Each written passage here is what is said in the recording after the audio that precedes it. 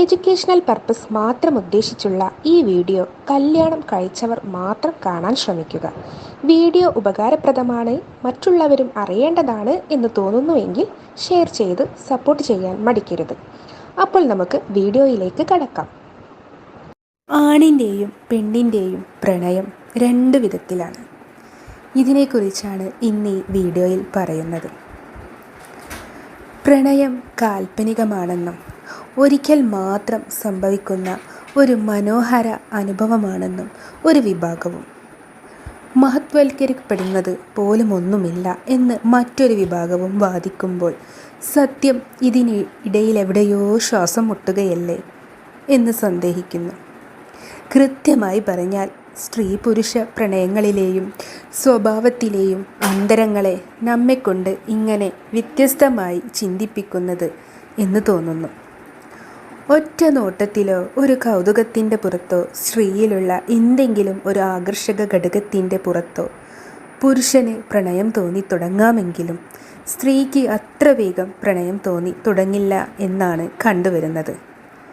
അതുകൊണ്ടാണല്ലോ ചിരപുരാതന കാലം മുതൽ പുരുഷൻ പ്രണയം അഭ്യർത്ഥിച്ച് സ്ത്രീയുടെ പിറകെ നടക്കേണ്ടി വരുന്നത്. ചില സന്ദർഭങ്ങളിൽ പെട്ടെന്ന് തന്നെ സ്ത്രീക്ക് തിരിച്ചും പ്രണയം തോന്നുമെങ്കിലും മിക്കപ്പോഴും പുരുഷൻ്റെ സാമീപ്യവും കരുതലും ആസ്വദിച്ച് തന്നോട് ശരിക്ക് പ്രണയമാണെന്ന് ബോധ്യപ്പെടുന്ന തലത്തിലെവിടെയോ ആണ് അവൾ തിരികെ പ്രണയിച്ചു തുടങ്ങുന്നത്. സ്വയം അറിയാതെ തന്നെ എവിടെയോ വച്ച അയാളെ പ്രണയിച്ചു തുടങ്ങിയിരിക്കുന്നു എന്നവൾ തിരിച്ചറിയുകയാണ് ചെയ്യുക. എന്നാൽ ഈ പ്രണയ പുരോഗതി സ്ത്രീയിലും പുരുഷനിലും രണ്ടു വേഗതയിലാണ് സംഭവിക്കുന്നത്. പ്രണയത്തിലായ സ്ത്രീ ഒരു അഗ്നിപർവ്വതം പോലെയാണ്. പ്രണയച്ചൂടിൽ തിളച്ച് മറിഞ്ഞാകും അവളുടെ ദിനരാത്രങ്ങൾ. സമാധാനം നഷ്ടപ്പെട്ട് കാമുകനോടുള്ള പ്രണയത്തിലും ആദിയിലും ഉരുകി മാത്രമേ അവൾക്ക് നിലനിൽക്കാനാകൂ. പ്രണയമീറ്ററിൽ 0-ൽ നിന്ന് തുടങ്ങി 90-ലേക്ക് ഒരു കൂപ്പുകുത്തലാകും അവൾ സ്വയം അറിയാതെ നടത്തുക. അതിതീവ്രമായ മാനസിക നിലയിൽ തൊട്ടാൽ പൊട്ടി വീഴുന്ന ഒരു കമ്പി പോലെ മുറുകിയ നിലയിലായിരിക്കും അവളുടെ മനോനില. കാമുകനെയൊന്ന് കണ്ടാൽ മതി, ആ ശബ്ദമൊന്ന് കേട്ടാൽ മതി, അയാളുടെ ഗന്ധമൊന്നറിഞ്ഞാൽ മതി എന്നൊക്കെയുള്ള അവളുടെ മാനസിക നിലയെ മനസ്സിലാക്കാൻ മിക്ക പുരുഷന്മാർക്കും കാമുകന്മാർക്കും കഴിയാറില്ല എന്നതാണ് വാസ്തവം.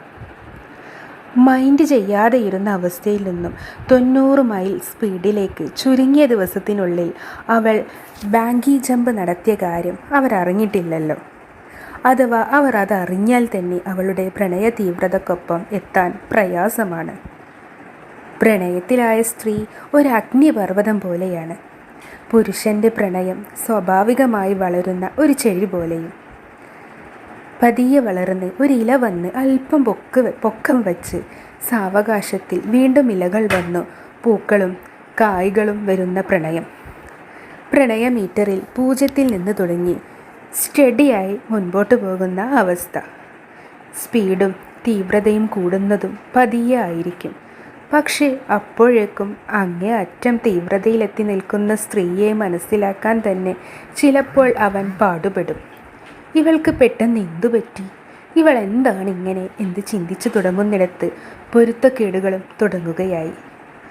അത്ര പ്രണയമാണെന്ന് പറഞ്ഞിട്ട് തന്നെ ഒന്ന് വിളിച്ചില്ല, കാരണമെന്ന് പറഞ്ഞില്ല തുടങ്ങിയ പരിഭവങ്ങൾ കാമുകിയുടെ ഭാഗത്തു നിന്നും ആരംഭിക്കുകയായി.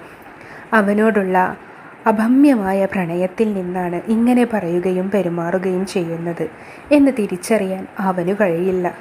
കാരണം അവൻ ഇപ്പോഴും 50 മൈൽ സ്പീഡിൽ നിൽക്കുന്നതേയുള്ളൂ എന്നത് തന്നെ കാരണം. അവൻ നിൽക്കുന്ന ലെവൽ മനസ്സിലാക്കാൻ സ്ത്രീക്കും കഴിയാറില്ല. പുരുഷൻ്റെ പ്രണയം സ്വാഭാവികമായി വളരുന്ന ഒരു ചെടി പോലെയാണ്. 2 കാര്യങ്ങൾ കൂടി ഈ അവസരത്തിൽ പറയേണ്ടതുണ്ട്. പുരുഷനെ സംബന്ധിച്ച് പ്രണയം എക്സ്ക്ലൂസീവ് അല്ല. ഒരുവളോട് കടുത്ത പ്രണയത്തിലായിരിക്കുമ്പോൾ തന്നെ മറ്റൊരു സ്ത്രീ അവനോട് മധുരമായി സംസാരിച്ചു കൊണ്ടുവന്നാൽ അവൻ തിരികെ സംസാരിച്ചെന്നിരിക്കും, അത് ആസ്വദിച്ചെന്നും ഇരിക്കും. എന്നാൽ സ്ത്രീയുടെ പെരുമാറ്റം ഇതിന് ഘടകവിരുദ്ധമായിരിക്കും. അവളുടെ പ്രണയി അല്ലാതെ മറ്റൊരു പുരുഷൻ കാമം നിറഞ്ഞ കണ്ണുകൊണ്ട് അവളെ നോക്കുന്നത് പോലും ഇഷ്ടപ്പെടാത്തവരാണ് ഭൂരിപക്ഷം കാമുകിമാരും. മറ്റൊന്ന് പ്രണയത്തിലെ ശാരീരിക ബന്ധമാണ്. പ്രണയ തീവ്രതയിലെത്തിയ ശേഷം മാത്രമേ ഒരു സ്ത്രീ സാധാരണഗതിയിൽ ശാരീരിക ബന്ധത്തിന് മുതിരാറുള്ളൂ. പക്ഷേ പുരുഷനെ അതിലേക്ക് നയിക്കുന്നതിൻ്റെ പ്രഥമ കാരണം പ്രണയമല്ല, മറിച്ച് കാമമാണ്. അവൻ്റെ പ്രണയം ദ്രുതഗതിയിൽ നീങ്ങിത്തുടങ്ങുക അതിനുശേഷമായിരിക്കും.